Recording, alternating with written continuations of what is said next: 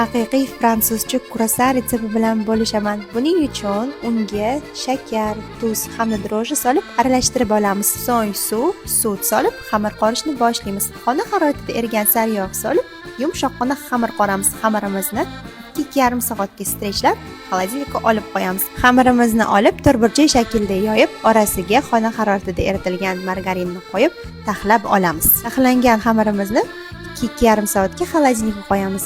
So'ng yana ochamiz, yoyib yana taxlab olamiz. Shu tariqa 3 marta qaytaramiz. Xamirni olib, yupqa qilib yoyib olamiz. Yoyib olgan xamirimizni bir tekisda kesib chiqamiz. Bir xilda chiqishi uchun men 10 sm dan so'ng kruassan shaklida o'rab olamiz. Listga qo'yib, ustiga paket yopib, 1 soatga oshirish uchun olib qo'yamiz. Oshgan xamirlarimiz ustiga tuxumdan surib, 180 gradusga 30 daqiqaga pishirish uchun yuboramiz. Bir marta bo'lsa ham tayyorlab ko'ring. Yoqimli ishtaha.